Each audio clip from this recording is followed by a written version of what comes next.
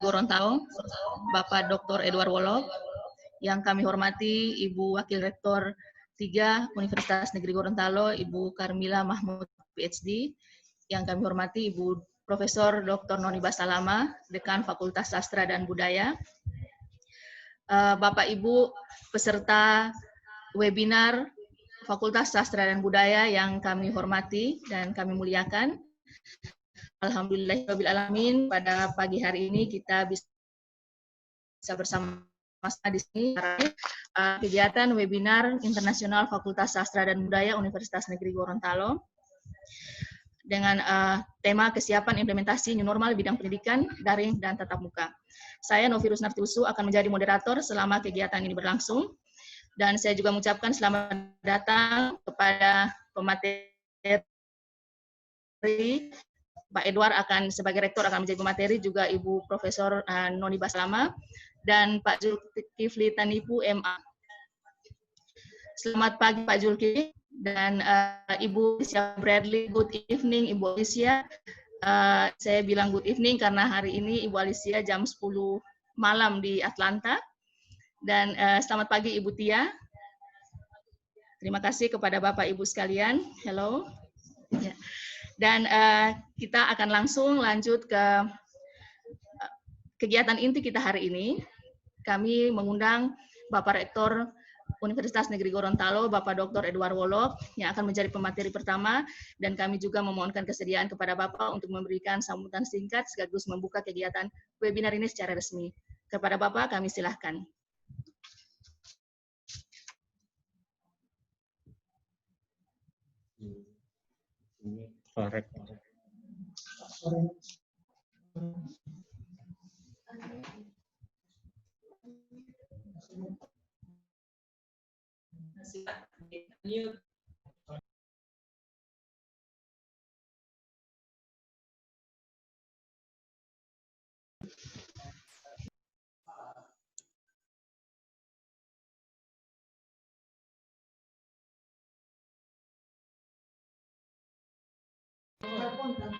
Pak Rektor, mohon bantuan untuk di-unmute, Pak. Suara Bapak tidak. Oh ya, baik. Tadi saya sudah unmute, tapi harus dibuka dari host. Oh ya. Maaf, Pak.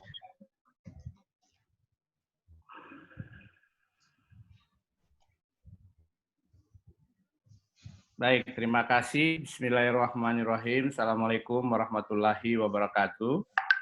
Waalaikumsalam. Waalaikumsalam warahmatullahi wabarakatuh. Selamat pagi, salam sejahtera buat kita sekalian. Alhamdulillahirrabbilalamin. Mati Ibu Dekan Fakultas dan seluruh yang saya hormati para narasumber, ada Pak Zulkifli Tanipu yang juga warga FSB yang saat ini sedang mengambil pendidikan doktor di Sheffield University, UK. Terima kasih, selamat subuh ya. Dan keluarga besar FSB yang sudah hijrah, kasih dan teristimewa Alicia. Good evening. Thank you for joining with us in this webinar. Teman-teman seluruh peserta webinar yang saya hormati. Webinar pagi ini merupakan satu kegiatan yang sangat baik, sangat penting menurut saya, dikarenakan hari ini memang kita diperhadapkan pada kondisi di mana kita harus melakukan adaptasi yang luar biasa. Sehingga saya memberikan apresiasi kepada Fakultas Sastra dan Budaya yang sudah menginisiasi seminar ini dengan para narasumber yang menurut saya sangat capable. Kenapa saya bilang ini sebuah webinar yang sangat baik? Karena sebagaimana kita ketahui, 10-20 tahun yang lalu kita tidak pernah membayangkan kita harus berubah pada situasi. Yang ada kita hanya diminta untuk melakukan adaptasi. Di hari ini kita dipaksa mau tidak mau untuk bisa melakukan penyesuaian dengan kondisi yang ada. Kondisi inilah yang kita sebut dengan new normal. Kalau tidak ada kondisi new normal, maka kita tidak akan melaksanakan webinar pada pagi hari ini. Mungkin kita tetap akan banyak melaksanakan apa yang disebut dengan pertemuan offline atau tatap muka. Sehingga kalau di semester kemarin, pada awal-awal masa pandemi, itu kita berhadapkan dengan situasi karena pandemi, sehingga kita melakukan mix. Dalam artian di bidang pendidikan kita melakukan tatap muka di awal, kemudian karena situasi pandemi kita lanjutkan dengan sistem daring. Tetapi di semester ini, mau tidak mau kita harus mempersiapkan diri untuk mempersiapkan metode pembelajaran yang full daring. Dan ini belum pernah kita siapkan, apalagi kita lakukan sebelumnya. Sehingga besar harapan saya, webinar ini akan memberikan masukan, input buat kita semua, bagaimana kita mempersiapkan diri agar supaya kita bisa melakukan implementasi new normal, terutama di bidang pendidikan dengan baik. Memang kalau kita ketahui bersama,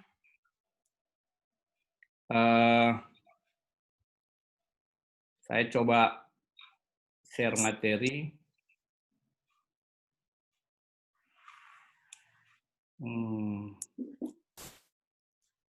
Oke.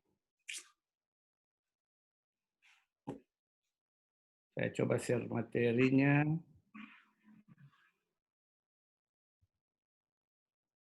Oke. Kebaca, Ibu Bapak? Bisa ada. Ada ya? Baik, baik. Sehingga saya mengatakan begini, kalau kita melihat hari ini, new normal ini, new normal pendidikan, realita dan tantangan. Realita karena memang ini harus kita hadapi. Harus kita lewati.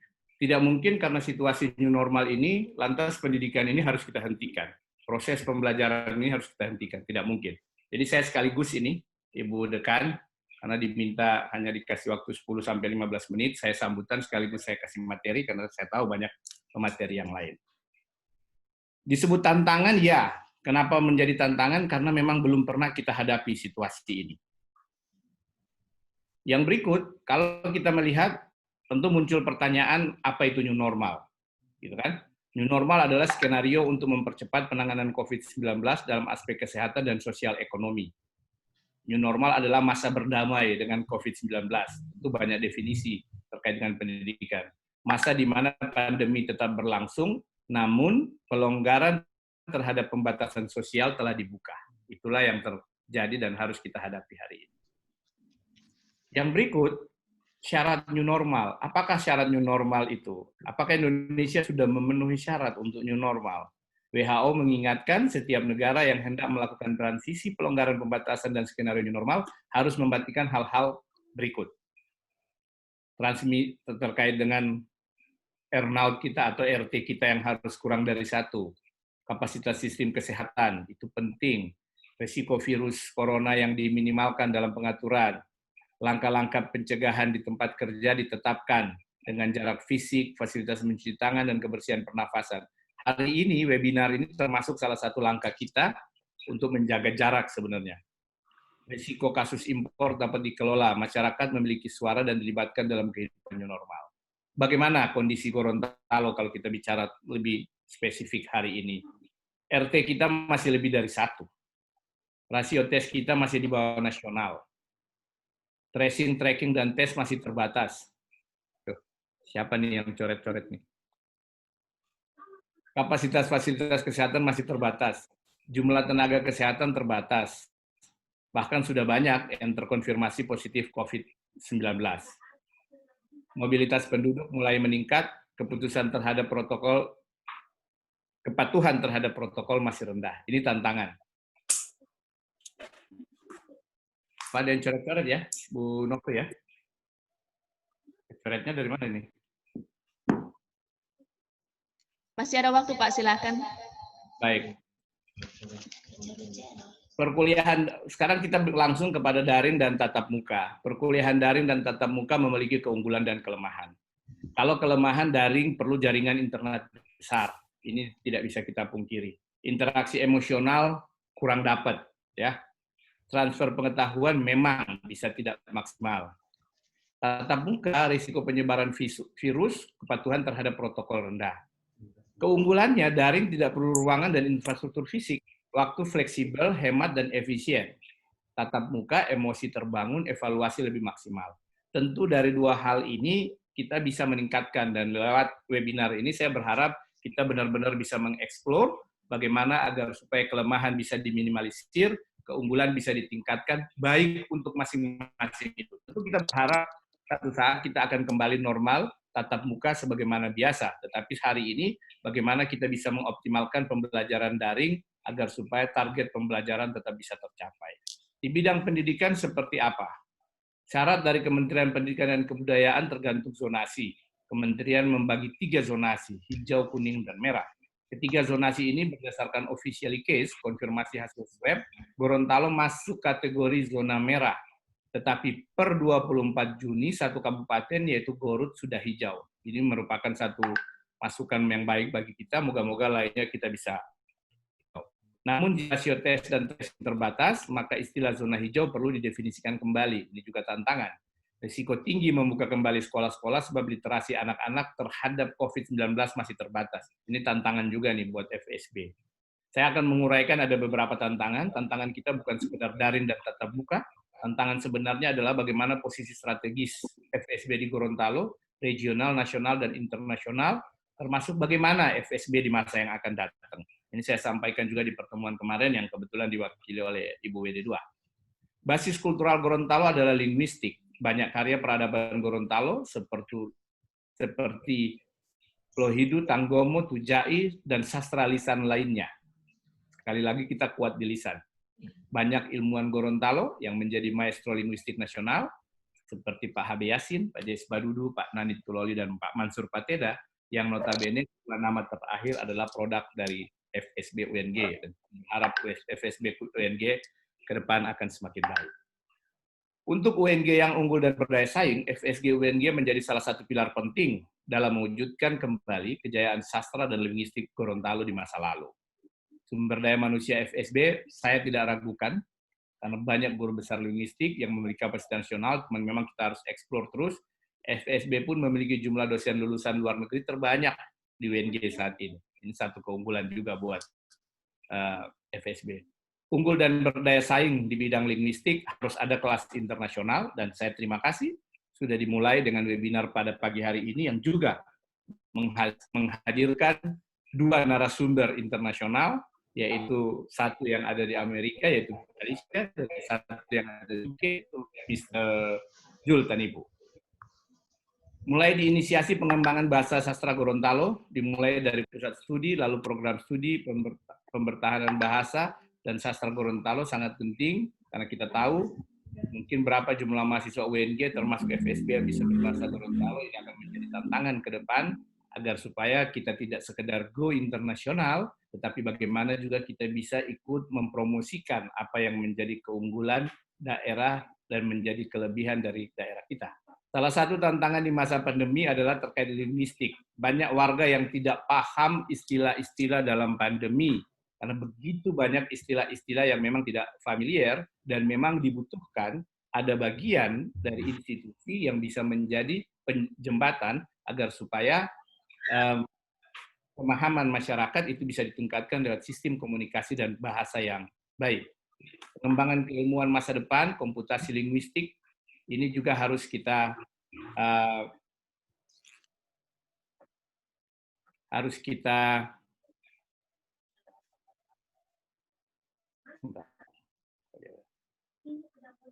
jadi pengembangan keilmuan masa pandemi, masa depan, yaitu komputasi linguistik, banyak universitas yang mulai mengembangkan ini. Saya berharap kita UNG lewat FSB juga mulai siap bagaimana big data analytics menjadi masa kini dan masa depan. Perang masa depan adalah perang data. Siapa menguasai data, dialah yang unggul dan tidak bisa disaingi. Mungkin ini beberapa hal yang bisa saya sampaikan pada webinar pagi hari ini. Semoga apa yang saya sampaikan bisa menjadi masukan, bisa menjadi kontribusi tingkat pengembangan FSB yang unggul dan berdaya saing ke depan. Dan pada pagi hari ini, izinkan saya selaku Rektor Universitas Negeri Gorontalo dengan perkenan dan restu dari seluruh hadirin yang hadir, Ibu Bapak teman-teman yang hadir, untuk membuka dengan resmi webinar yang diselenggarakan oleh Fakultas Sastra dan Budaya pada pagi hari ini, yang mana webinar ini kita mengambil tema siap implementasi daring tatap muka. Allah kegiatan ini bisa berkah Allah Subhanahu wa taala dan bisa berkontribusi maksimal agar supaya kita nantinya benar-benar siap dalam situasi pandemi ini. Dan dengan atas nama ini saya membuka dengan resmi Bismillahirrahmanirrahim. Mohon maaf. Assalamualaikum warahmatullahi wabarakatuh. Waalaikumsalam warahmatullahi wabarakatuh. Ya, dan untuk hari ini kita ada selain Pak Rektor ada 4 pemateri yang akan menyampaikan pokok-pokok pikiran sehubungan dengan tema kita hari ini. Ibu Profesor Noni Basalamah. Dan untuk kami akan silakan bisa lewat grup chat dan juga bisa nanti setelah semua pemateri mempresentasikan materinya. Untuk tiap pemateri selanjutnya kami berikan kesempatan 15 menit. Ya. Untuk setiap pemateri, ya, so 15 minutes each presenter. Dan selanjutnya kami langsung mengundang Ibu Profesor Dr. Noni Basalamah untuk menyampaikan materi kedua hari ini. Silakan, Bu.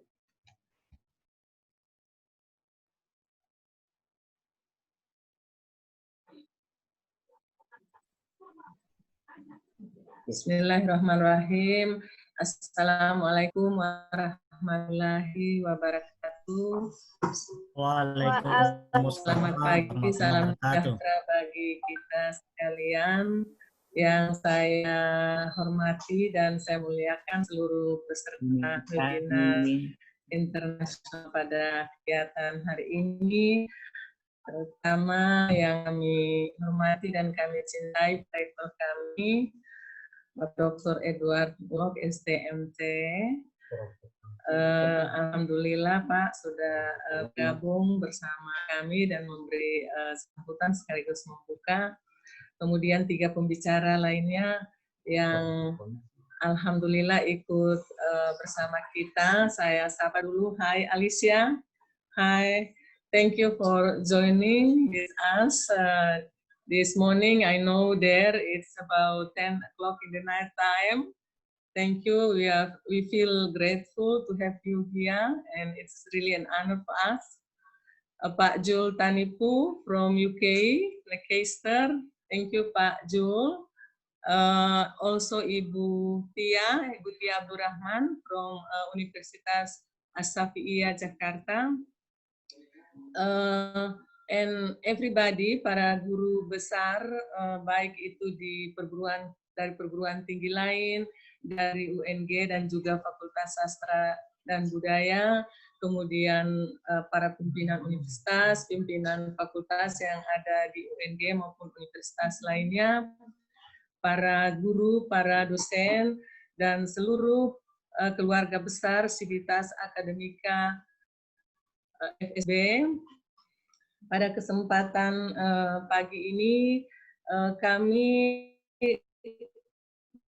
dalam kegiatan ini berusaha untuk di dalam pembelajaran daring ke depan ini berusaha untuk menyiapkan diri bagaimana kita mensikapi pembelajaran di era new normal yang tadi sudah dijelaskan dengan lebih detail oleh Pak Rektor kita.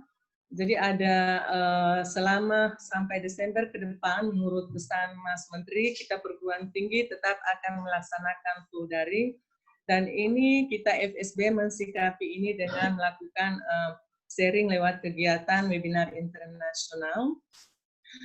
Di dalam era new normal ini tentu kita harus datang dengan paradigma baru, konsep baru, dan warna baru di dalam pembelajaran yang kita akan siapkan bersama-sama menuju UNG dan FSB unggul dan berdaya saing.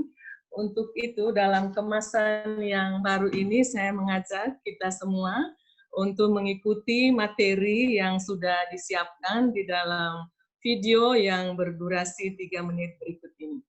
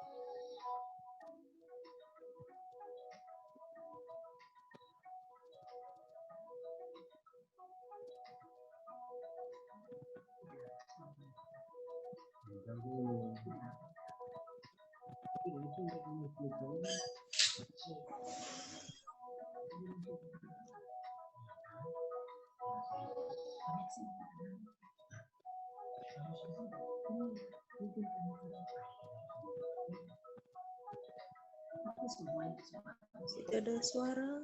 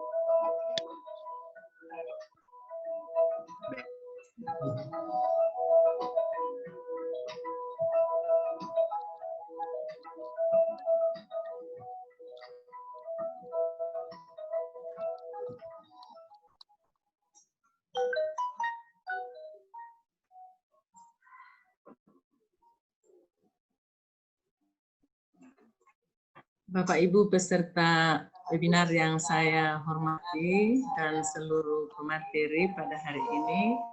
Tadi kita sudah ikuti video yang berdurasi 3 menit. Di dalamnya kontennya berisi bagaimana kebijakan FSB dan konsep yang kami tawarkan untuk mempersiapkan diri di pembelajaran daring dan muka. Ada beberapa hal yang saya ingin stressing. Yang pertama itu kami menawarkan konsep Jambura. Kita lihat di video tadi dengan mengadopsi filosofi dari pimpinan universitas terdahulu untuk Universitas Negeri Gorontalo, rektor kita pada saat kepemimpinan Profesor Nani Tuloli. Nah, konsep Jambura ini kami bawa untuk kami integrasikan di dalam konsep yang kami tawarkan untuk pembelajaran ke depan. Sehingga kemasan pembelajaran pembelajaran disiapkan untuk dosen dan akan dinikmati oleh mahasiswa itu mengacu kepada konsep kata kuncinya J, jelas, apa yang harus disiapkan dari sisi lesson plan-nya, media pembelajarannya, sampai dengan tugas dan asesmen dan bentuk-bentuk yang bagaimana untuk mengintegrasikan digital literacy di dalam penyiapan konsep dan model pembelajaran ini. Kemudian yang berikut adalah adaptif. Pembelajaran yang kami tawarkan dari Fakultas Sastra dan Budaya ini bisa fleksibel dan kompatibel, bukan saja untuk level perguruan tinggi, tetapi juga untuk sekolah menengah dan sekolah dasar. Kemudian yang berikut, mudah untuk bisa diakses dan murah, bukan saja bagi mahasiswa yang mengikuti pembelajaran, tetapi juga bagi dosen yang akan mengemas ini, termasuk bagi masyarakat banyak yang akan bisa mengikuti pembelajaran yang dikemas lewat pembelajaran daring dan tatap muka ini. Kemudian yang berikut adalah unik, harus menarik, fun learning, dan bisa meng-create enjoyable atmosphere bagi mahasiswa untuk dan berkualitas. Tentu harus bisa tercapai output dan outcome, baik itu pembelajaran offline maupun online sesuai dengan CPL pada tingkat prodi masing-masing. Kemudian yaitu relevan, tentu harus link dengan mata kuliah itu sendiri dan bagaimana itu bisa terintegrasi dengan disiplin-disiplin ilmu lain yang memang dibutuhkan untuk pembelajaran sekarang. Dan yang terakhir yang paling penting yang diamanatkan untuk kita semua, yaitu aman dari segi kesehatan. Nah, konsep Jambura ini yang kita tawarkan, kami FSD sementara mempersiapkan ini tentu dengan berbagai hal termasuk kebijakan apa yang akan kami ambil dan program serta pelatihan yang akan dilaksanakan di Fakultas Prodi. Kemudian yang poin berikutnya yang perlu saya stressing di dalam kesiapan Fakultas Sastra dan Budaya ke depan untuk era new normal ini adalah bagaimana kita UNGS dalam hal ini juga termasuk Fakultas Sastra dan Budaya dan fakultas-fakultas lainnya, kita siap untuk dan kurikulum kampus merdeka yang depan ini mau tidak mau, suka tidak suka, kita harus menyiapkan ini untuk mahasiswa kita sesuai dengan amanah yang disampaikan oleh Mas Menteri yang untuk kurikulum merdeka dan kampus merdeka ini filosofi yang dibangun di dalamnya adalah bagaimana perguruan tinggi maupun sekolah-sekolah untuk perguruan tinggi khususnya ada 3 semester yang dapat disiapkan dan difasilitasi bagi mahasiswa untuk mereka memilih mata kuliah yang akan dipilihnya yang dapat menunjang baik itu kompetensi utama di prodi masing-masing, kompetensi penunjang dan kompetensi tambahan. Ya, semua ini nanti akan bermuara kepada penguatan support untuk menunjang kemampuan yang diharapkan bagi profil lulusan kita di era industri 4.0, yaitu kemampuan literacy digital, kemampuan komunikasi, kerjasama, soft skill, hard skill, juga kemampuan research skill. Nah, semua ini tentu akan bermuara kepada bagaimana kita akan menghasilkan lulusan yang siap untuk masuk di pasar kerja dan bahkan menciptakan lapangan kerja di era industri yang barangkali lihat berbagai warna baru dalam proses pasar kerja bagi kaum milenial. Ya, 2 menit lagi, maaf untuk pemateri, 2 menit lagi. Bagi kita.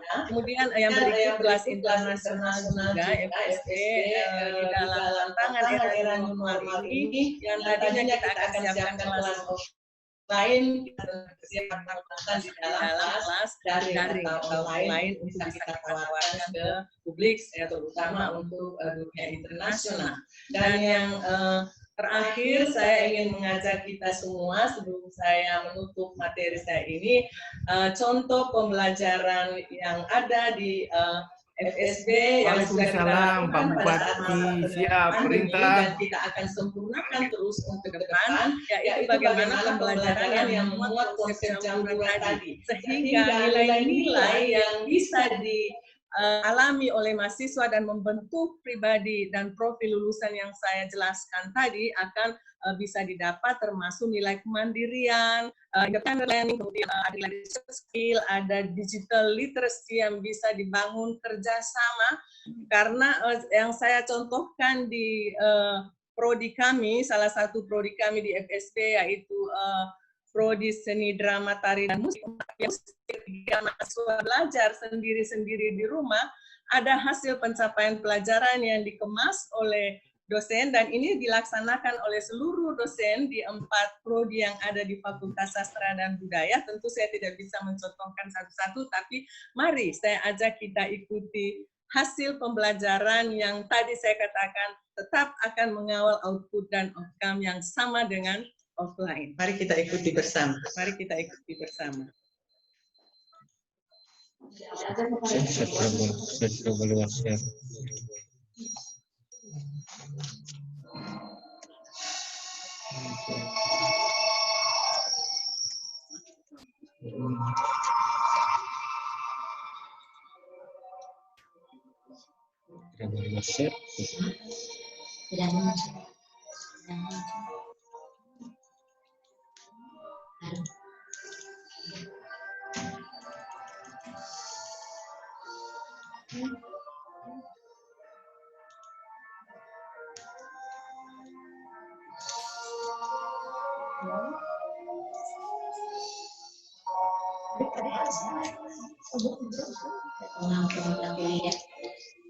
Boleh muncul lagi deh. Kamus ya.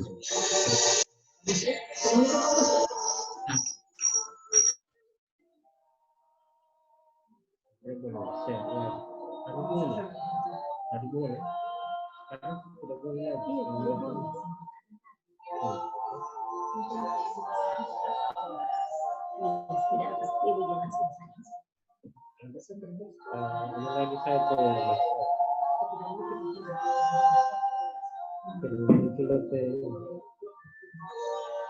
harusnya seperti kegiatan tadi tidak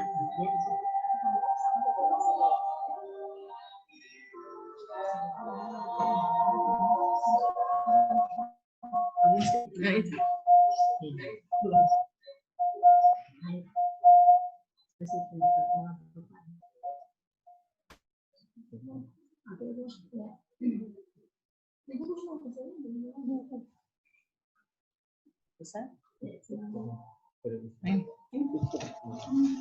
Ya. Silakan lanjutkan Bu untuk bagian terakhir.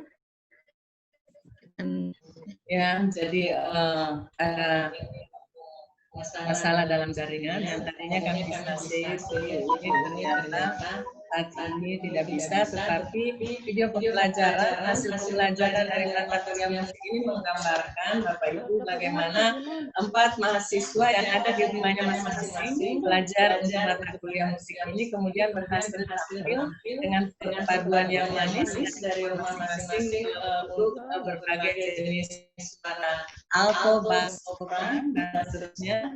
Dan ini yang tadi saya jelaskan bahwa ada integrasi yang bisa dipelajari dan bagaimana untuk bisa mendorong kualitas sumber daya manusia kita. Baik. Demikian Bapak Ibu peserta webinar yang saya muliakan.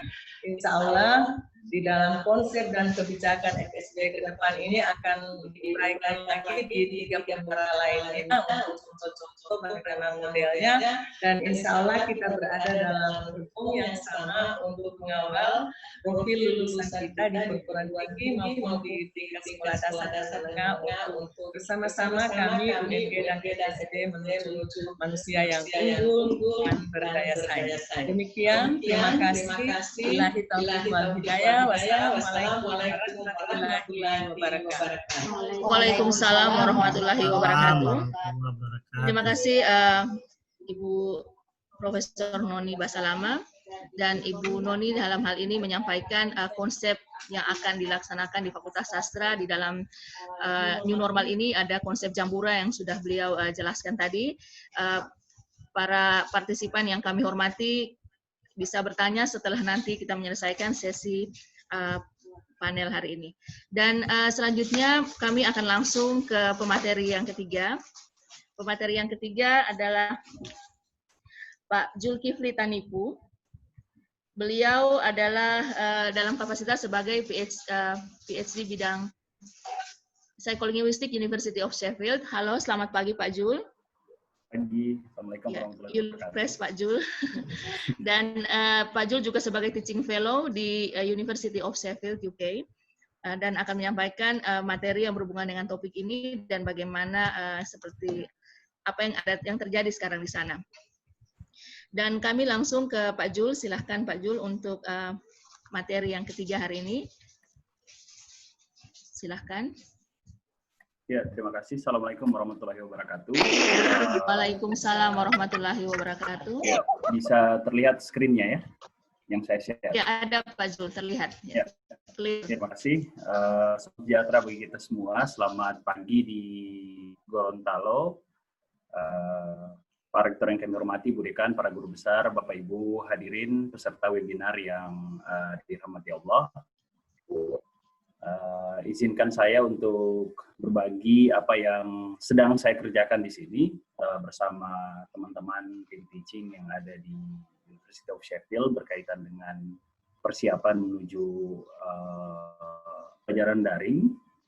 Dan yang kami lakukan juga memang saat ini untuk di universitas yang ada di Inggris atau Britania Raya, sebagian besar memang akan memulai mata kuliahnya atau perkuliahannya di tahun akademik baru itu secara online, karena pertemuan terakhir yang dilakukan oleh beberapa universitas yang masuk dalam Russell Group atau top 25 universitas yang ada di UK, salah satunya Oxford dan juga University of Sheffield, pembelajaran yang akan dilakukan adalah daring. Mungkin mirip juga dengan yang akan dilakukan di Indonesia nanti. Untuk itu pada kesempatan kali ini saya akan berbicara tentang pembelajaran pasca pandemi nanti, yang bisa saya katakan sebuah lesson learn dari UK, apa yang sedang kami siapkan dan apa yang akan kami kerjakan. Jadi Bapak Ibu hadirin yang kami hormati,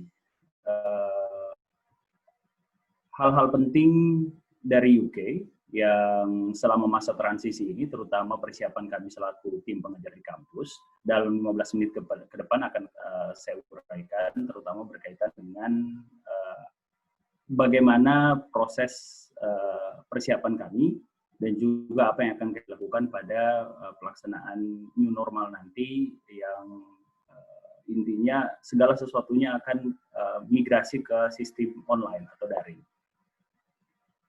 Nah, hal pertama yang menjadi poin penting yang saat ini sedang kami siapkan adalah mengubah paradigma Bapak Ibu.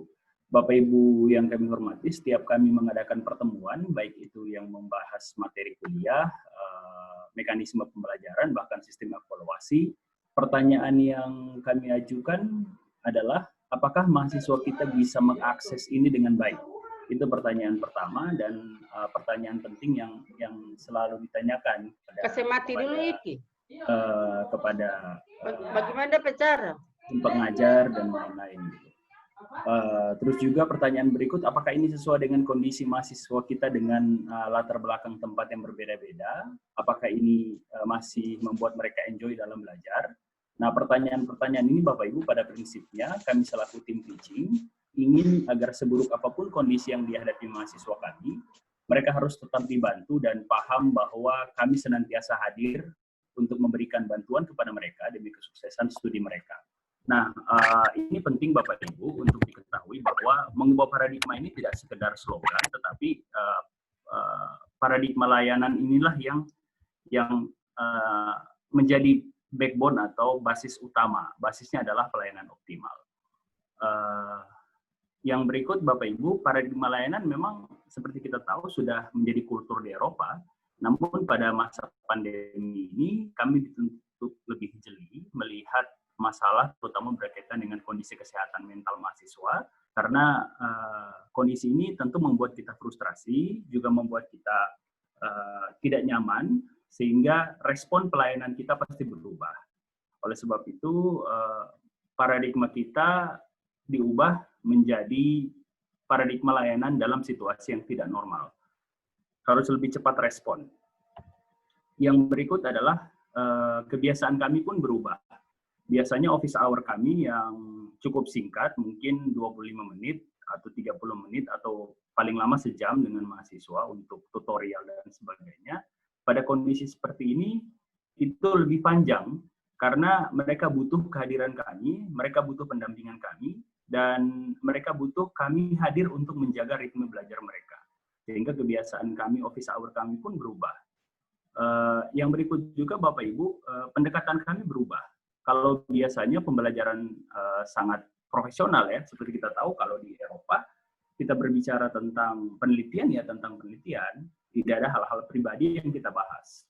Tetapi pada saat kondisi seperti ini, kami banyak bertanya tentang hal-hal pribadi kepada mahasiswa. Bagaimana kondisi mereka, apakah mereka dalam keadaan baik saja, bagaimana proses mereka dalam belajar, apakah ada kendala selama ini, bagaimana dengan kondisi mental mereka, apakah mereka terdampak secara mental, bagaimana dengan jaringan mereka, apakah mereka butuh bantuan dari pihak kampus, apakah mereka memerlukan pendampingan, dan seterusnya, dan seterusnya. Ini penting Bapak Ibu untuk menjadikan atmosfer bahwa kami selaku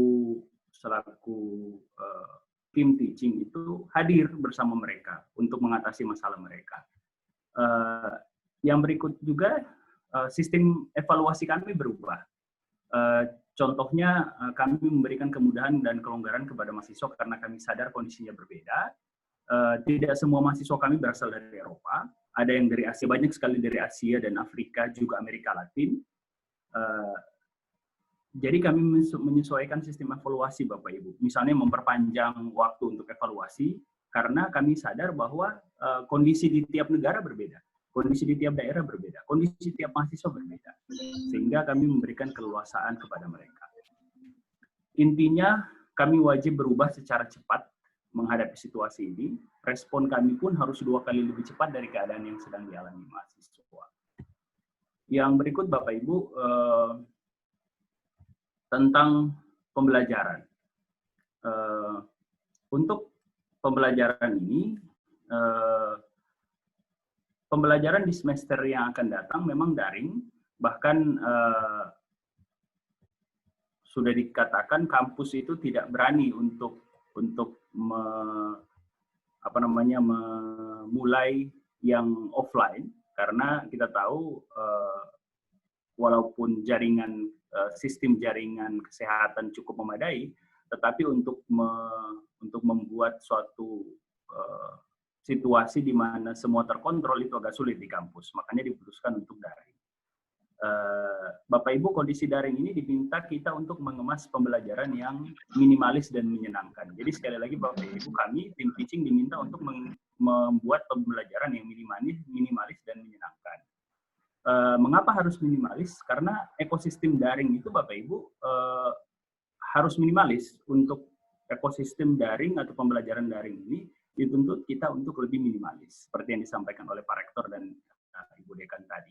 Mengapa menyenangkan? Karena sejak awal saya jelaskan, kondisi mental atau kesehatan mental mahasiswa dan dosen itu menjadi poin utama, sehingga pembelajarannya harus menyenangkan dan minimalis. Minimalis dan menyenangkan ini termasuk dalam item kurikulum dan materi pembelajaran, juga desain dan media pembelajaran, serta sistem evaluasi. Nah, sekarang kita akan masuk pada bahasan kurikulum dan pembelajaran. Pada situasi yang tidak normal atau bahkan menuju new normal ini, kami sedang menyiapkan desain mata kuliah yang sesuai kondisi dan situasi pasca pandemi. mata kuliah yang sedang didesain adalah mata kuliah yang bisa kompatibel dengan situasi ini. Misalnya saat ini karena situasi pandemi, mata kuliah, karena di sini mata kuliah cepat sekali bisa berubah. Hari ini mata kuliah ada, mungkin tahun depan tidak ada lagi, tergantung situasi. Mungkin ini bisa diadopsi juga untuk Merdeka Belajar. Sebagai contoh, saat ini kami sedang mendesain mata kuliah yang bisa menjawab tantangan para linguis yang ada di Eropa, calon-calon linguis yang ada di Eropa untuk bisa berkontribusi aktif dalam penanganan pandemi. Ini harus dilaksanakan secepatnya sehingga kita universitas yang ada di Inggris ada perhatian dan pengabdian kepada masyarakat berkaitan dengan pandemi ini. Contoh misalnya ada digital linguistik dan big data yang orang-orang linguistik terlibat di dalamnya untuk menganalisis bagaimana pola komunikasi masyarakat yang bisa secara lebih efektif dilakukan oleh pemerintah untuk bisa menjamin keberlangsungan komunikasi dalam hal berkaitan dengan penanganan pandemi. Ini yang menjadi concern juga dari kita semua. Gitu. Yang berikut juga Bapak Ibu, kita melakukan penyesuaian jumlah SKS. Mungkin sekedar cerita juga kalau di sini kan jumlah SKS-nya mata kuliahnya sedikit, ya jumlah mata kuliah sedikit, namun jumlah SKS-nya yang banyak, misalnya satu mata kuliah sampai dengan 20 SKS. Nah, penyesuaian jumlah SKS ini Bapak Ibu dilakukan dengan cara memperpadat materi, kemudian mengurangi jumlah SKS sehingga mata kuliahnya tidak akan semakin banyak juga. Nah, yang berikut juga materi disesuaikan dengan kondisi terkini dan masa depan. Konten sesuai dengan ekosistem perkuliahan daring atau digital, Bapak Ibu. Dan yang terakhir, ini yang paling penting, kami dituntut untuk mengemas materi yang minimalis, padat, jelas, seperti format sosial media. Bahkan kami diminta untuk secepatnya mempelajari tutorial lewat video yang diberikan oleh pihak universitas untuk membuat konten yang sesuai format sosial media. Karena ini penting. Mahasiswa kami sangat terbantu dengan format-format sosial media. Yang berikut desain media dan pembelajaran, Bapak Ibu, kami dituntut untuk melakukan simplifikasi yang efektif, bukan sekedar ganti kemasan. Jadi simplifikasinya itu di konten, begitu Bapak Ibu. Jadi penyederhanaannya bukan hanya kita mengatakan bahwa ini sederhana, tetapi kontennya tidak sederhana. Kontennya harus sederhana. Yang berikut juga Bapak Ibu, digital itu tidak harus video. Electronic text, misalnya menggunakan WhatsApp group, atau di sini kami masih menggunakan email karena email sangat digunakan luas. Podcast, misalnya contoh podcast itu perkuliahan misalnya kita meminta salah satu orang mahasiswa menjadi pewawancara kita. Jadi kita desain seperti sebuah dialog. Jadi ada mahasiswa yang kita minta untuk menjadi mewawancarai kita siapkan pertanyaannya, kita siapkan petunjuk untuk dia, si pewawancara itu, kemudian dosen akan menjawab pertanyaan itu kalau gitu. Jadi dan kemudian upload dan jadi mereka sedang mendengarkan tanya jawab seperti itu. PowerPoint itu masih digunakan, tetapi yang lebih ringkas, lebih padat. Kemudian kontennya harus micro learning Bapak Ibu, per segmen, maksimal menit. Misalnya kalau buat video, kami minta untuk tidak lebih dari 3 menit. Misalnya video, luas, jadi mahasiswa kami seperti yang saya sampaikan tidak hanya berasal dari Inggris atau dari Eropa, ada banyak sekali yang dari Asia, banyak sekali yang dari Afrika dan Amerika Latin.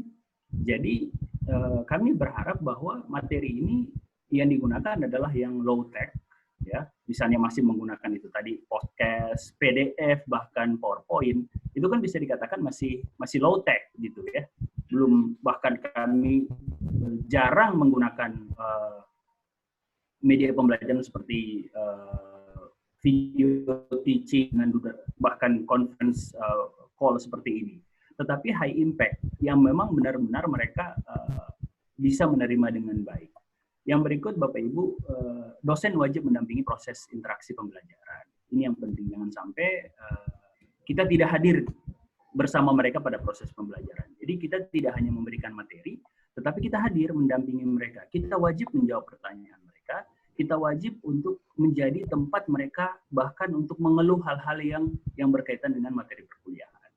Nah, ini penting Bapak Ibu. Dosen wajib mendampingi proses interaksi pembelajaran. Ya, 3 menit lagi Pak Zul. Ya, yang berikut adalah sistem evaluasi. Ini Bapak Ibu lebih banyak untuk unjuk kerja individu, kemudian tidak terpaku pada satu model saja, dan waktu yang lebih panjang dan fleksibel, sehingga feedback yang lebih baik dan terencana. Misalnya untuk situasi ini kami diperpanjang sekitar 1,5 bulan untuk proses feedback kepada mahasiswa. Dan ini penting juga untuk bisa memberikan waktu yang luas kepada kami untuk bisa berinteraksi dan mahasiswa bisa mendapatkan banyak input dari kami. Nah, ini yang terakhir Bapak Ibu, hal-hal penting yang bisa kita bersama. Yang pertama adalah layanan berbasis kebutuhan pengguna dan ekosistem digital. Ini penting Bapak Ibu. Kita harus migrasi ke sistem digital. Tidak bisa tidak. Kita harus belajar. Kita harus memulai ini dari sekarang. Kita menyiapkan ini dengan baik. Kemudian aturan dan model pelaksanaan yang baku dan jelas. Jadi kami dosen di sini, pengajar di sini, juga mahasiswa PhD di sini sudah punya SOP, sudah punya model, sudah punya petunjuk. Kami tinggal melaksanakan. Nah, ini juga penting untuk disiapkan. Yang kedua adalah persiapan matang dan waktu transisi yang memadai. Bapak Ibu, kami transisinya mulai bulan Juni ini sampai dengan pertengahan September untuk transisi penyiapan semuanya. Sehingga perkuliahan akan dimulai di akhir September, sehingga kami punya waktu yang cukup banyak untuk menyiapkan ini. Jadi masa transisi penting. Dan yang terakhir, ini yang poin penting yang UNG bisa mendorong ini, dimulai dari FSB, perhatian khusus untuk masalah psikologi dan kesehatan mental. Tidak hanya mahasiswa, namun juga dosen dan tenaga pengajar dan tenaga penunjang akademik. Ini penting sekali Bapak Ibu, karena situasi pandemi ini, kita berada pada situasi yang sangat membuat kita frustrasi, membuat kita tidak bisa bekerja dengan optimal, sehingga kita berharap perhatian khusus untuk masalah psikologi dan kesehatan mental dosen dan mahasiswa ini menjadi perhatian penting dari pemangku kepentingan atau pengambil kebijakan. Saya rasa itu saja Bu Novi. Terima kasih. Wabillahi taufiq wal hidayah. Assalamualaikum warahmatullahi wabarakatuh. Waalaikumsalam warahmatullahi wabarakatuh. Terima kasih Pak Jul, menarik sekali. Ini lesson learned dari UK tentang bagaimana mereka menyiapkan untuk pembelajaran di new normal ini. Dan Bapak Ibu silakan untuk kalau ada pertanyaan bisa disimpan dulu atau bisa lewat kolom chat.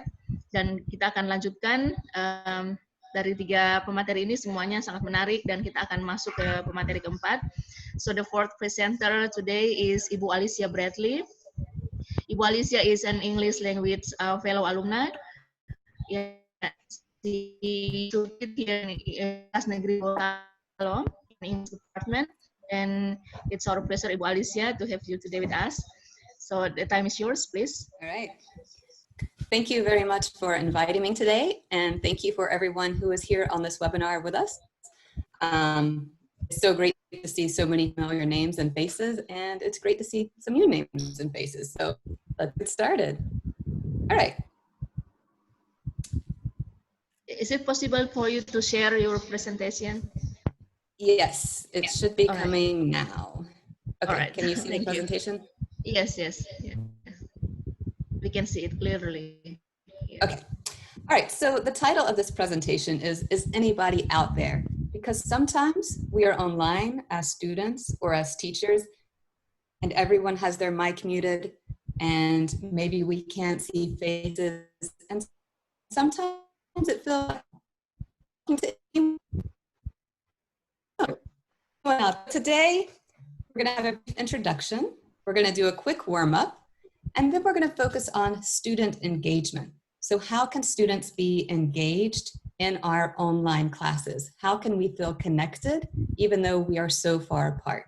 And we'll end with a brief summary. So I want your participation. So I'd like for you to look at these 2 pictures, and I want you to think about them. Are these students engaged in the class? How do you know that?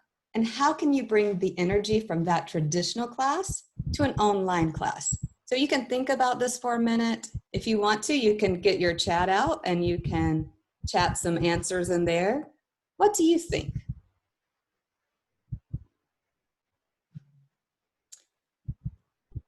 All right. So we have student engagement, and we are going to look at student engagement before we get to class, during class, and also after the class. And thank you for those who have chatted. All right, so before class, we have 3 things we need to focus on: the expectations of the class, the learning outcomes, and some activities that we can do to get ready for the class. So with our expectations, teachers have expectations and students have expectations. So what do you expect your students to know and to be prepared to do during class? How will they are participating? Will you have chat? Will you ask questions and expect a response? And how will you meet your students' expectations? And for students, what do you expect to get from the lesson? How do you expect to get help from your teacher? What do you want them to do for you? And how will you meet those expectations?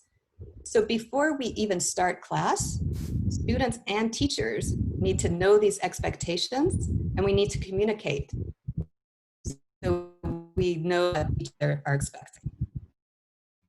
Is to understand the learning outcome. Teachers should be focused on what they want the students to know.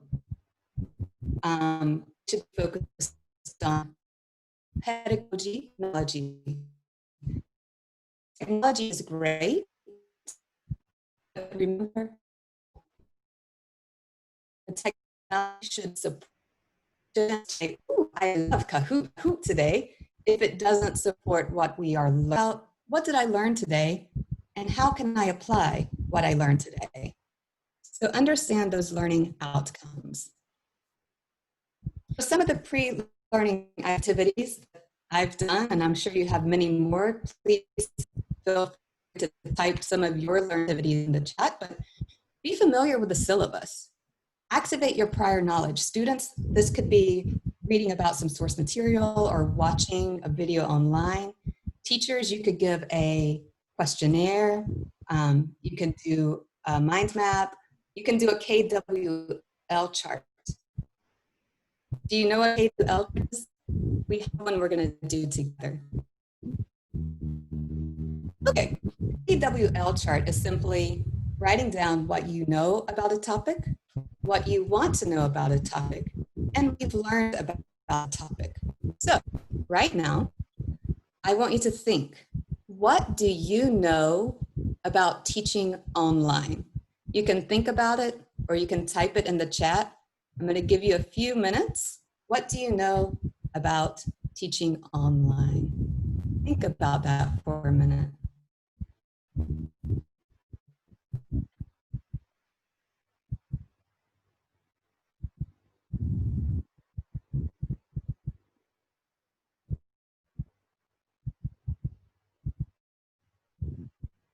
Okay, time is up. Maybe you have some things you know. For example, maybe you know about online resources.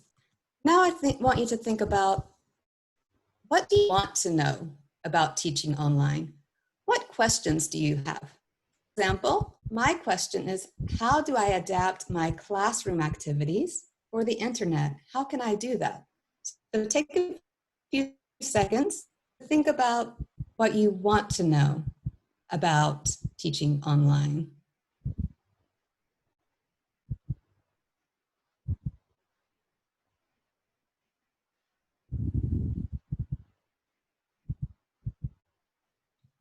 Okay, so we'll come back to this at the end of this session to find out what you learned. But rather should you know things that you want to know. All right, so let's look at some tips for during class. What are some tips that we can do and activities we can do during class to keep students engaged? So the first thing we're going to do is kiss it. Have you heard this before? Keep it short and simple. Kiss it. Have an agenda so your students know what you're going to be doing. It helps them follow and understand the lesson. Use a timer. So in the previous activity timed out, 20 seconds.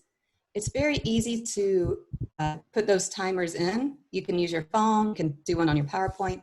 And as Pak Zul mentioned, use all the visual and audio aids that you can because it helps keep students engaged. Do a warmer. As your students are coming into class online, it can be awkward. No one wants to be the first person there.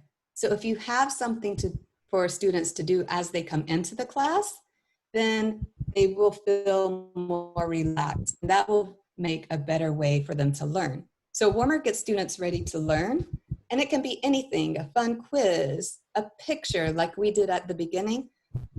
Here I have a word game. I have roads going down and roads across. There's a meaning to this. Do you know what this means? It's a puzzle. If you know the answer to this puzzle, please type it in the chat and I'll tell you the answer at the end. It's a puzzle. Okay, next, personalize it. Use students' hobbies, use their interest.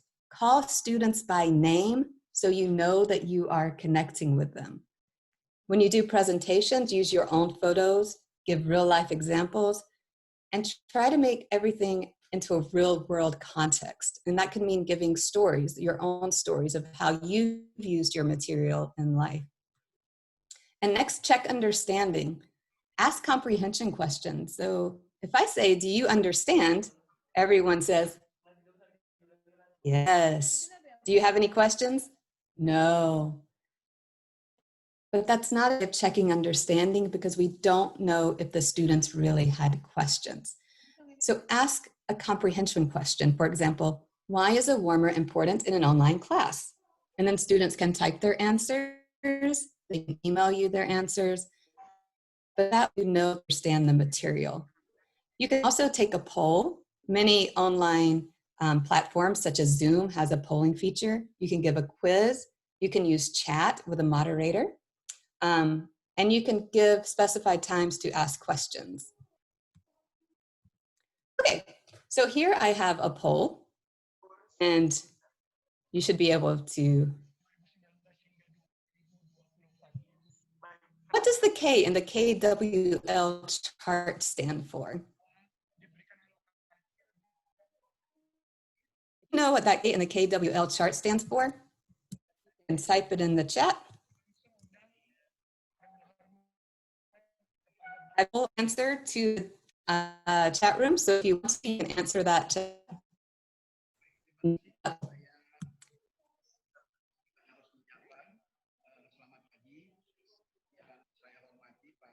Okay, so some other activities that you can do is discussion rooms. We all know how to use breakout rooms, but when you're doing discussion, give your students a role, for example, moderator, secretary, timer. This makes sure everyone is involved. Otherwise, you say, go discuss, and one's discussing, 3 people are discussing and 1 person isn't. So give them roles and check in on the discussion rooms. You can do debates in the breakout rooms. You can also do recorded debates where I give my opinion and later someone listens to my opinion and they record a response to that. And do some journals, written journals, video journals, audio journals. These are all very easy to do for the students and you through email or Facebook or any platform that you like. And you can also do some of your classroom activities. For example, disappearing text is something I enjoy doing in my classes, and you can do this online. So right now, out loud with your mic muted or in your head, read this paragraph. Keeping students engaged while teaching online can be challenging. However, with a few tips and tricks, it is possible to create an interactive learning environment that is fun and educational. What are some tips and tricks that you know? All right, we have our paragraph, and slowly, we're going to take away some words. Do you remember the word that went here? If you did, you can type it. How about this one? And this one? And this one? So you can slowly take away the text, and your students can still respond to this by typing so that you know that they are paying attention if you have some reading material that you need to do. All right. So finally, let's look at after class. So After class, it's important to have extensions and assignments. So these help students learn more independently. They allow students to apply what they've learned, and they allow teachers to assess the student learning. But during these outside activities, be active. If they are having a discussion, check on that discussion. Be a part of their group, their discussion group, so you can learn about who's discussing, who's participating, who isn't. Give personal feedback. So again, you build that connection. And this sounds like a lot of work.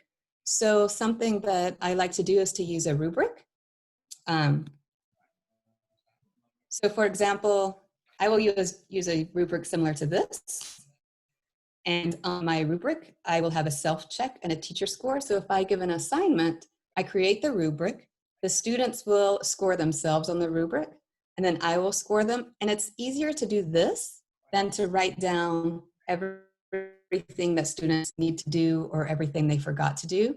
And then at the end, I will give some comments of what they can do to increase their grade or to do better next time. So make it personal. We've already talked about some activities for reading and videos and podcasts. Pacos will mention some of those.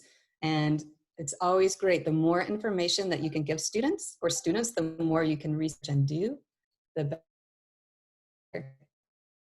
Assignments, the same assignments that you do in class, and how can you modify outside? Interviews are easy to do online. Projects, there's a lot of platforms used for those. Of course, there's Kahoot and lots of quizzing platforms. And what I suggest teachers do is to get feedback on your lesson. So feedback can simply be, it could be a Google survey. So was my video clear? Was the audio clear? What is one thing you learned? Were the activities helpful? Can you use them? Is there anything that was unclear? Do you have any comments? Get the feedback from the students so that you know that you are all on the same page with learning. Because you're going to be engaged if you have the same goals. Okay, so we're back to our KWL chart. So we said what we know, what we wanted to know. And now I'd like for you to take some time to tell what you've learned so far in today's presentations. So take a few minutes to write down what you've learned. For example, maybe you learned to kiss it. Keep it short and simple. Or as Pagazul said, minimalize. So take a few minutes for that.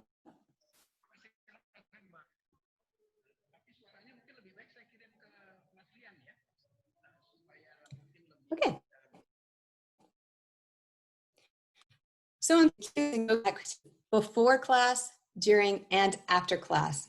Use technology to support your learning outcomes. Utilize activities. Think of how you can adapt outside activities, in-class activities to online activities. And be active when you give readings and assignments. Here are some of the use. This will be a PPT. So resources, and I've mentioned this MOOC on Coursera, free. It's called To Teach, and need more resources or more ideas for teaching online. That's a really good place to go. So thank you all so much for joining me today. I have enjoyed this and I appreciate being a part of this. So thank you so much. Okay, thank you very much, Ibu Alicia. We also enjoy the presentation. This is a very nice presentation. We learn a lot from your presentation, and I believe the participant got some things they want to ask you or confirm related with the topic. We will go to the fifth presenter, and then we'll open the discussion session. And you also can write. Untuk semua partisipan bisa menulis di kolom chat untuk ada pertanyaan. Dan juga bisa bertanya dalam bahasa Indonesia nanti. Kami akan membantu untuk mentranslate-nya ke Ibu Alicia if you have questions to Ibu Alicia later. So now I would like to invite the fifth presenter today, Ibu Trianti Abdurrahman MA. She is a lecturer, English lecturer in Universitas As-Safiyah, Jakarta. Hello, Ibu Tia. Ya, assalamualaikum. Oke, waalaikumsalam warahmatullahi wabarakatuh. Yes, please, Ibu Tia, the time is yours. Silahkan. Baik, saya izin share screen ya. Ya, minta tolong mungkin materinya bisa di-share langsung, Bu. Ya, ini kelihatan ya? Sebentar, ya, oke. Clear. Clear ya. Baik, terima kasih. Karena waktunya ini singkat ya, 15 menit. Baik, yang terhormat Bapak Ibu semuanya, pemateri dan para peserta webinar di siang hari ini. Sesuai dengan tema webinar kali ini tentang kesiapan implementasi new normal bidang pendidikan, saya mendapat amanah untuk menyampaikan pengalaman saya terkait kuliah daring selama pandemi yang barangkali bisa memberikan kontribusi untuk perumusan standar pembelajaran daring dan berbagai variasi format pembelajaran yang dapat dilakukan oleh teman-teman, khususnya dosen maupun guru-guru selama pembelajaran daring. Baik, kesempatan kali ini saya akan mengulas dua topik, aplikasi kuliah online, khususnya yang pernah saya pakai, kemudian bagaimana membuat kuliah online lebih interaktif. Tadi materi dari pemateri sebelumnya cukup menarik ya, dan saya juga belajar banyak dari aktivitas yang disampaikan oleh pemateri sebelumnya. Ini sekilas Bapak Ibu pengalaman mengajar kuliah blended learning dan online learning. Saya alhamdulillah sudah menggunakan beberapa learning management system dengan strategi pembelajaran berupa collaborative project, diskusi individual dan kelompok. Nah, yang saya beri warna kuning ini adalah sebelum pandemi, dan selama pandemi itu benar-benar online karena kelas kami di semester genap itu mulai pada bulan Januari akhir. Mau Februari, sehingga mau tidak mau, suka tidak suka, benar-benar full online ya. Jadi saya menggunakan Smart Campus, itu LMS kami yang ada di Asafiyah, kemudian WA Group, Google Meeting, Google Classroom untuk mata kuliah CCU. Untuk ISP yang learners, saya menggunakan Zoom, Google Classroom, Smart Campus dengan strategi pembelajaran, ada tutorial, flip, diskusi, penugasan kelompok dan individual. Baik. Kalau kita bicara pembelajaran daring, semua sangat familiar dengan ini ya, aplikasinya. Jadi saya yakin Bapak Ibu sudah mengenal, bahkan di laptop dan di HP Bapak Ibu sudah ada aplikasi ini, dan inilah alasan kenapa HP atau laptop kita lemot ya. Baik. Selanjutnya, tetapi sebenarnya yang paling penting harus ada syarat untuk pembelajaran online, terutama kita bagi dosen. Tadi disampaikan sebelumnya bahwa learning itu tidak hanya pengertiannya, tetapi resources di dalamnya. Kita juga bisa menguasai elemen pembelajaran online. Tidak harus menjadi ahli IT, tetapi kita mampu melakukan hal-hal dasar, misalnya mengupload, mendownload, melinkkan video, dan sebagainya. Kemudian kita juga harus memiliki keterampilan mengembangkan materi online. Ini yang namanya di breakdown ya, dipecah-pecah menjadi sederhana. Kemudian ada kita juga menciptakan kultur belajar online. Ini perlu kesepakatan tadi antara students dan dosennya. Seorang dosen dituntut bisa cepat mengadaptasi strategi mengajar untuk menyampaikan materi secara online. Menciptakan pembelajaran yang mudah diakses oleh mahasiswa, jangan sampai file yang kita kirim tidak bisa dibuka. Dan ini yang paling penting, survei. Saya selalu melakukan survei sebelum, di pertengahan, dan di akhir. Ya tadi seperti yang disampaikan materi sebelumnya, bahwa kita itu bisa membantu kita untuk mengembangkan diri kita sebagai dosen, juga materi yang akan kita ajarkan ke depan nanti. Baik, kalau lihat ini media daring, ada yang asynchronous, ada yang synchronous. Jadi kalau learning management system itu ada berbagai macam, mungkin Bapak Ibu juga sudah pernah menggunakannya. Kemudian virtual classroom yang tatap maya ya, di mana kita mengganti tatap muka menjadi pertemuan online. Nah, ada pertanyaan, Mungkin bagi Bapak Ibu yang sudah familiar, mudah ya dan merasa terbantu. Tetapi bagi yang baru mungkin kira-kira mana ya platform yang bagus gitu ya. Saya sebenarnya tidak ingin mengatakan bahwa ini bagus dan ini kurang bagus, tetapi ada dua cara yang Bapak Ibu perlu lakukan. Seperti yang saya lakukan, yang pertama adalah saya mencari comparative chart-nya di Google banyak dan coba membandingkan. Dan biasanya kita suka banget dengan yang gratis, tetapi memiliki premium quality ya. Tetapi kan ini tidak sepenuhnya berlaku. Biasanya ada barang, ada harga yang mahal di sana ya. Ada kualitas yang bagus berbicara harga di sana. Nah, kita bisa melakukan comparison chart ini baik untuk LMS atau virtual classroom. Atau kita juga bisa mencobanya satu persatu ya.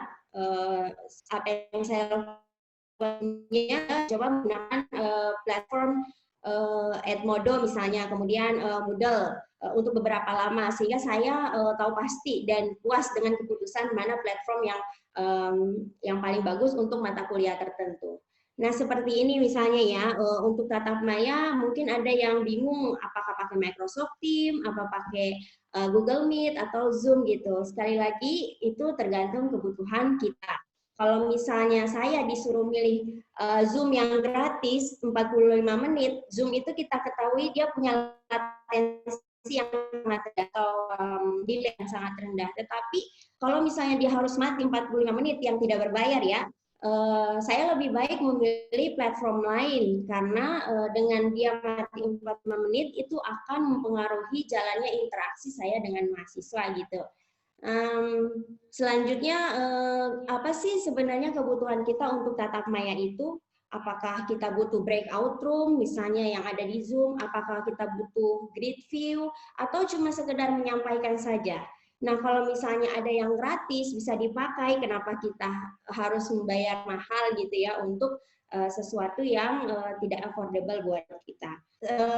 Mungkin teman-teman sudah familiar juga dengan Google Meet. Nah, ada beberapa hal yang bisa teman-teman lakukan untuk bagaimana sih fitur-fitur Zoom ini bisa saya dapatkan di Google Meet. Nah, ini saya sebagai informasi aja ya. Jadi teman-teman bisa mencoba yang namanya Base Google Meet Extension. Dia ada fasilitas yang teman-teman bisa install dan download dari Chrome sehingga kita bisa melihat seperti grid view yang ada di Zoom. Nah, itu bisa kita lakukan juga di Google Meet yang tidak berbayar. Kemudian ada whiteboard tools, ada Dualist, ada Node. Kalau Node ini semacam emoticons ketika kita memberikan reinforcement kepada mahasiswa kita. Ada juga snap camera, meeting pengen rubah background kayak Zoom itu bisa. Itu terkait dengan aplikasi ya. Sekarang sebenarnya yang paling penting apa sih bagi saya pengalaman pribadi bahwa apapun teknologi yang kita gunakan, baik email, baik WA group, yang Google Classroom atau Zoom, Moodle, Blackboard itu sebenarnya yang paling penting adalah interaksi dan feedback yang kita berikan kepada mahasiswa kita.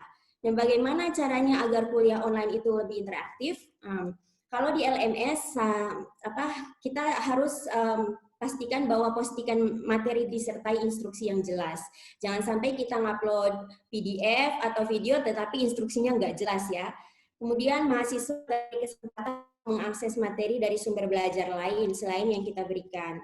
Kita memberikan tanggapan atau feedback atas diskusi yang dilakukan secara online. Biasanya ini bisa dilakukan di platform LMS, baik itu secara individu ataupun secara kelompok. Selanjutnya, tadi sudah disampaikan ekspektasi ketika belajar online itu kita ingin mahasiswa belajar yang mendengarkan pemaparan mungkin ya, tetapi tidak sepenuhnya itu terjadi. Barangkali kita nggak pernah tahu ya, ada yang tidur, ada yang sambil main game, dan ini beberapa realita yang ada yang sambil makan, ada yang kehabisan baterai, bahkan kuota. Nah, ini sebenarnya hal-hal yang perlu kita atur bersama, sehingga pembelajaran ini bisa dengan caranya kita perlunya menetapkan yang namanya etika pembelajaran online. Yang ketiga, ini ada yang mau share screen ya?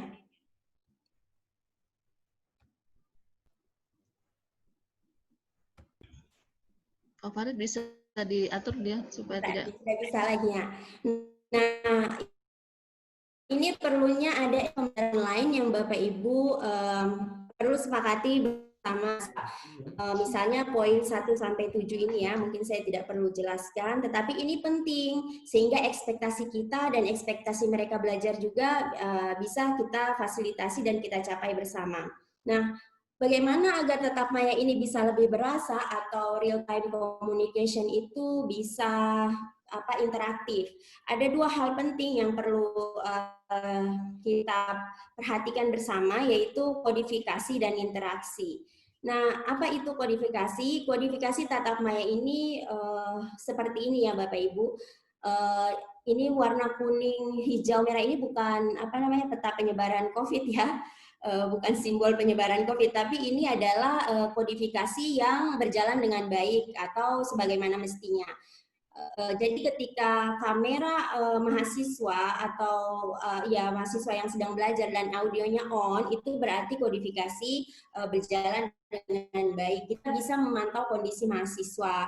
Kita juga bisa menghemat kuota dalam artian tidak menghabiskan waktu yang berlama-lama di online meeting room. Dan mereka juga bisa memfokuskan perhatian mereka.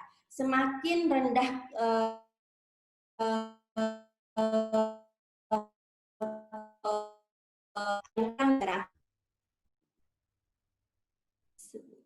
ini ya. Baik, saya lanjutkan ya. Nah, selanjutnya kalau Bapak Ibu mungkin perhatikan ketika memberikan tatap maya melalui Zoom atau Google Meet atau software lainnya, ada yang mematikan kamera dan tidak menghidupkan voice, kecuali pada saat bergantian berbicara ya, itu bisa dipastikan mereka belum siap untuk belajar, sehingga kita bisa lihat dari gambar ini bagaimana sih ketika video on, video ini itu berarti mereka sangat siap. Kita bisa melihat kesiapan mereka dari penampilan mereka misalnya, terus dari background-nya. Jadi ini sebenarnya menentukan, sehingga kita perlu menyepakati hal-hal seperti ini pada saat learning contract di awal. Baik, ini sekedar sharing saja bagaimana sih menciptakan interaksi saat tatap maya. Nah, saya awal-awalnya juga mungkin seperti teman-teman lain ketika tatap maya itu menjelaskan PowerPoint, tapi memang seiring dengan berjalannya waktu itu sangat tidak efektif, sehingga apalagi untuk di level perkuliahan, tatap maya itu hanya dilakukan untuk konfirmasi materi yang sudah dipelajari atau yang sudah dibaca oleh mahasiswa. Kita bisa mengirimkan PowerPoint yang sudah ada suaranya atau video kita flip ya tadi ya, tetapi yang tadi singkat. Kemudian bagaimana caranya konfirmasi materi itu? Kita bisa lakukan secara oral atau seperti gambar. Ada menuliskan pertanyaan. Mereka siap dengan pertanyaan ketika mau masuk ke ruang Zoom. Jadi mereka sudah menyiapkan pertanyaan dan mereka menuliskannya. Ada juga yang menyampaikannya secara langsung. Sehingga ini mempermudah kita untuk berdiskusi. Karena tidak semua orang berani untuk menyampaikannya langsung secara oral ya. Kemudian ada aktivitas-aktivitas lain seperti games atau warm up yang bisa kita lakukan di sela-sela atau membuka mata kuliah kita. Misalnya ini Where in the World Is. Jadi saya meminta mereka untuk menunjuk di mana sih temannya, tinggal menyebutkan nama temannya. Ini biasanya warm up dan kita having fun ya. Ini untuk pembuka saja. Kemudian juga ada aktivitas di sela-sela kita berdiskusi, ada pencarian harta karun, misalnya a box of cookie gitu. Jadi mereka membawa yang saya perintahkan. Untuk review juga beberapa mata kuliah saya menggunakan Jeopardy. Jadi Jeopardy ini semacam kuis yang mudah diakses dan template-nya sudah banyak, Bapak Ibu tinggal menggantinya sehingga kita bisa terapkan di kelas kita. Ini bagus untuk review, jadi kita tidak perlu tanya jawab langsung. Ini mereka bisa melakukannya secara fun. Selanjutnya breakout rooms, ini fasilitas yang dimiliki oleh Zoom. Nah ini bagus sekali Bapak Ibu, bisa dimanfaatkan. Jadi untuk diskusi-diskusi online, saya juga bisa masuk di kelompok ini. 5 orang saya bagi satu kelompok. Nah kemudian kita join mendampingi mereka dalam pembahasan. Kita juga bisa menggunakan polling ya, atau seperti ini bisa dipakai untuk brainstorming. Ini word cloud, mahasiswa bisa kita minta idenya sehingga mereka bisa menuliskannya, dan itu pop up akan menjadi word cloud. Ini bisa kita lakukan di Mentimeter, menti.com atau Slido. Banyak sekali ininya ya. 2 menit lagi Ibu Triyanti. Tapi di antara semuanya yang sudah kita lakukan di kelas, bagi saya ada hal penting yang mau saya bagi dengan teman-teman, bahwa kita bagaimana caranya bisa bijak mengajar online. Karena negara kita bukan negara maju seperti Amerika mungkin, seperti UK atau Australia yang punya fasilitas sarana dan prasarana yang lebih banyak, sehingga mahasiswa maupun dosen mudah mengaksesnya. Sehingga perlu memahami keterbatasan. Jangankan di Gorontalo ya, di Jakarta pasti banyak yang di PSBB dibuka dan mulai diterapkan, mereka susah balik sehingga harus stay di tempat yang susah jaringannya. Kemudian yang kedua, metode variatif, deadline-nya realistis, tidak seperti tatap muka ya. Kita perlu koordinasi dosen, terutama yang selevel. Jadi mahasiswa itu akan mengambil 5 mata kuliah, sementara kita memberikan bagaimana jika 5 mata kuliah ini memberikan beban tugas yang hampir sama besarnya gitu. Kemudian mengelola ekspektasi, tidak ada yang bisa menjamin mahasiswa tidak saling nyontek ya atau mengcopy paste, tetapi kita perlu mengencourage mereka bahwa melakukan pembelajaran secara mandiri itu akan sangat membantu mereka dalam menyelesaikan perkuliahan. Kita komunikasi dengan mahasiswa, pilih tugas yang penting saja karena kita harus memberikan feedback atau mengevaluasinya.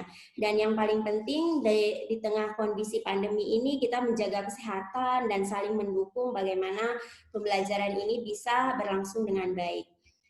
Sebelum saya mengakhiri, saya mau memberikan kata bijak ini dari negeri seberang ya, bahwa the mediocre teacher tells, the good teacher explains, the superior teacher demonstrates, the great teacher inspires. Jadi insya Allah kita semua Bapak Ibu dosen dan Ibu guru yang ada di webinar kali ini menjadi great teacher, guru hebat anak didik kita.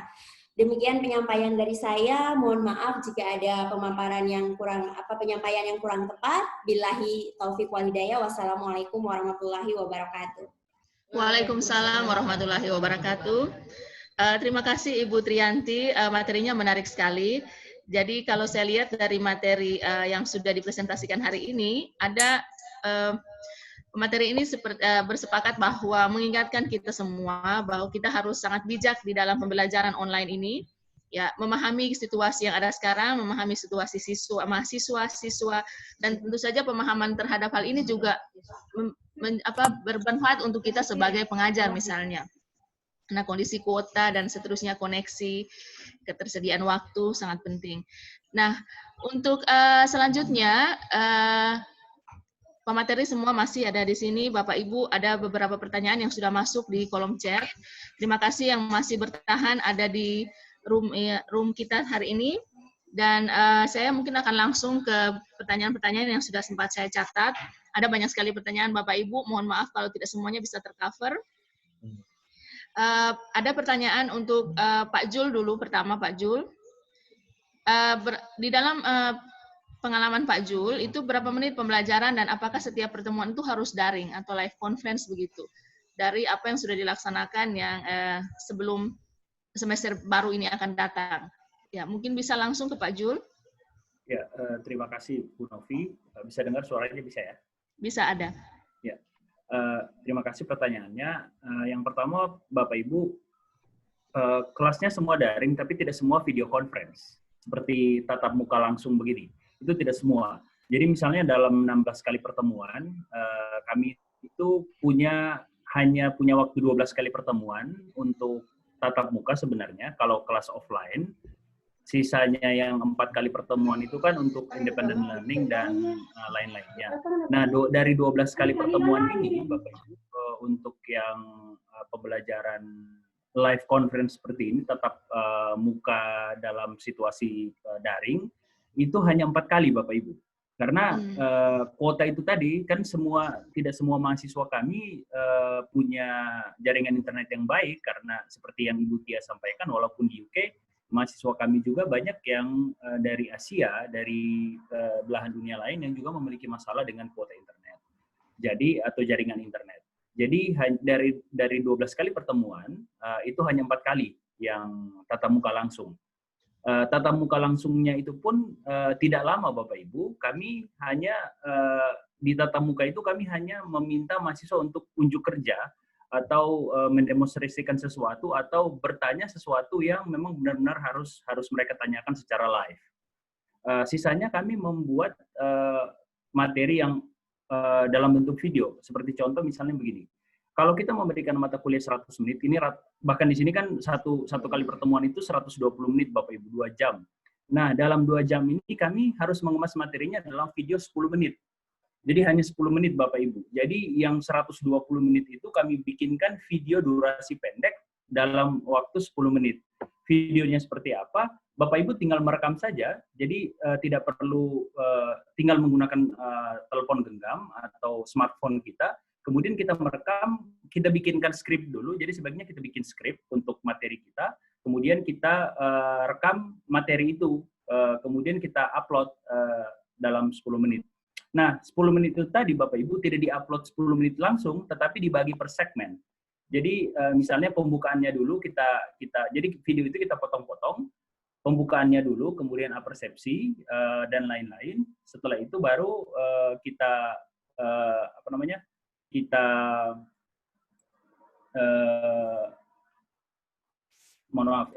setelah kita bagi segmennya, kemudian kita bikin videonya, begitu.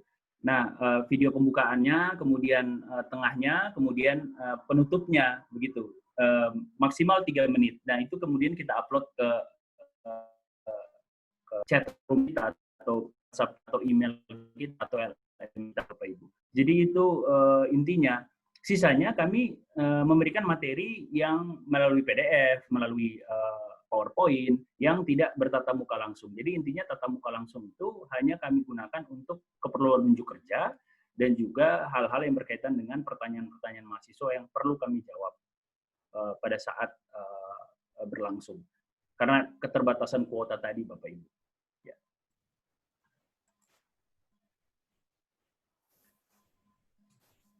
Ya, terima kasih Pak Jul. Itu Pak Jul menjelaskan tentang bagaimana mereka melakukan ini di UK. Dan saya akan langsung, masih dengan pertanyaan ini mungkin langsung ke Ibu Trianti. Jadi Ibu Tia ada juga yang masuk pertanyaan.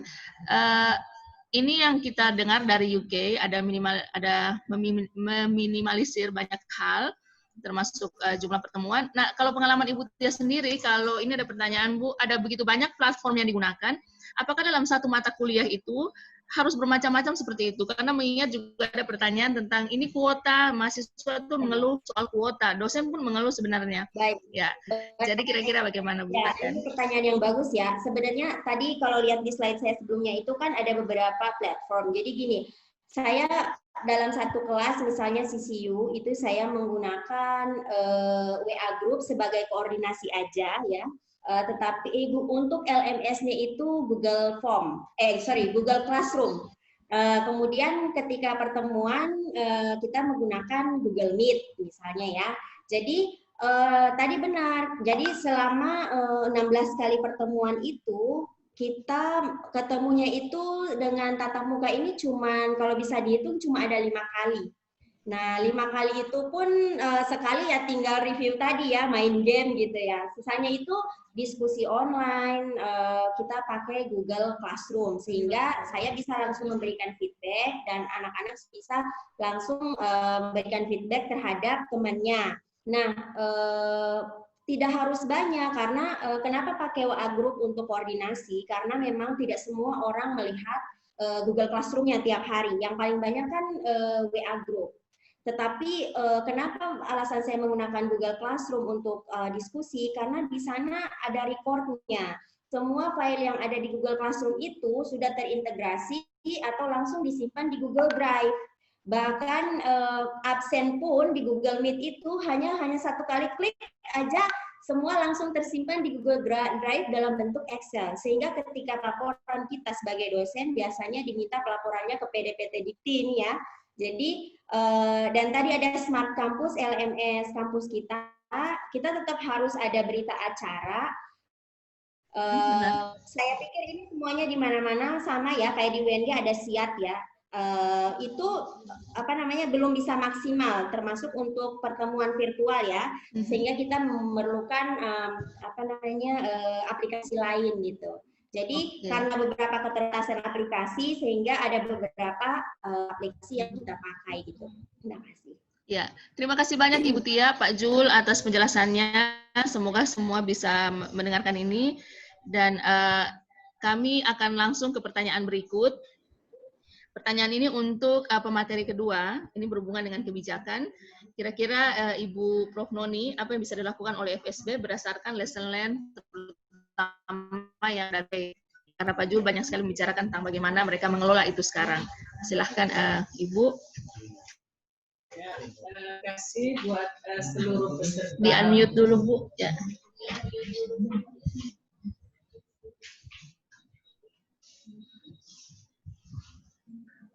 Ya, terima kasih buat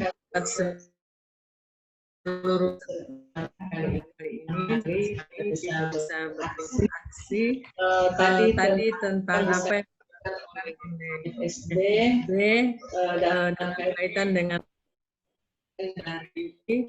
Saya kira kembali lagi tadi saya itu kita akan mengusung dan mengimplementasikan konsep Tambura tadi, yaitu bagaimana pengemasan pelajaran harus jelas, tapi tentu dengan merangkul, embrace filosofi simple, minimalis, learning, jelas semua dari segi apa learning yang capai, kemudian media apa yang dipakai termasuk